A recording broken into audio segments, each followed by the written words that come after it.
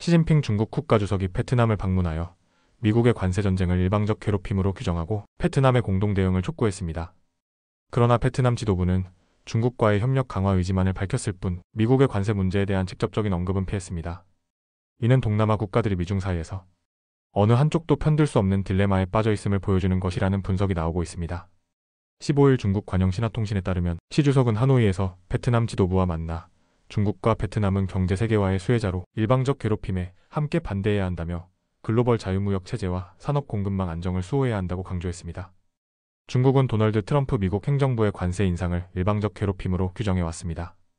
이에 대해 또럼 베트남 공산당 서기장은 베트남은 중국과 협조를 강화해 다자주의를 견지하고 국제무역 규칙을 수호하며 양국 합의를 준수할 용의가 있다고 화답했지만 이번 관세 전쟁에 대해서는 구체적인 언급을 피했습니다. 미국 싱크탱크 애틀랜틱 카운슬의 원티성 연구원은 시진핑 주석의 이번 동남아 3개국 순방이 경제적으로는 전 세계에서 중국의 입지를 타변화할 방법을 찾는 것이고 외교적으로는 트럼프 대통령의 오락가락 관세 정책에 불안해하는 국가들을 중국 쪽으로 끌어들이는 것이라고 분석했습니다. 하지만 동남아 국가들이 미국을 버리고 중국을 선택할 가능성은 작다는 관측이 나오고 있습니다. 영국 가디언은 베트남 등 동남아 국가들은 전통적으로 미중 어느 한쪽을 편들지 않으려 노력해왔다면서 이번 관세 전쟁에서도 어느 한쪽과 적대적 관계를 맺는 상황은 피하려 할 것으로 분석했습니다.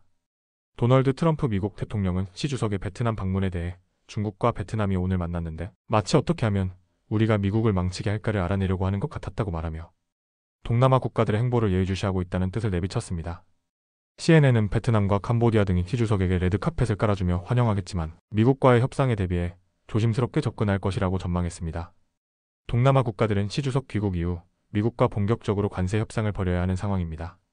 자이언총 싱가포르 국립대 정치학 교수는 뉴욕타임스의 미국과 중국의 눈에는 눈, 이에는 이식 접근은 동남아 경제와 같은 중간 나라들의 공간이 줄어들 수 있음을 뜻한다며 베트남 같은 나라들이 이러지도 저러지도 못하는 처지에 빠져 있다고 분석했습니다. 시진핑 주석은 베트남을 떠나 말레이시아를 방문할 예정입니다. 말레이시아 모바일 데이터 서비스 회사인 유모바일이 중국 화웨이와 GT의 인프라 기술을 활용해 말레이시아에서 두 번째 5G 네트워크를 출시할 것이라고 밝힌 가운데 시 주석은 말레이시아 국왕과 아나르 이브라임 총리를 만날 것으로 예상됩니다. 전문가들은 시 주석이 미국을 신뢰할 수 없고 보호주의적인 파트너로 계속 묘사하면서 중국을 파트너로서 극명한 대조를 이루며 묘사할 가능성이 높다고 분석합니다. 현재 미중 무역 갈등으로 인해 동남아 국가들이 미국에 대한 불신이 높아지는 상황에서 시 주석의 이번 순방은 중국에게는 황금의 기회가 될 수 있습니다. 시진핑 주석의 베트남, 캄보디아, 말레이시아 방문은 중국이 동남아시아에서 영향력을 확대하기 위한 전략적인 행보로 볼 수 있습니다.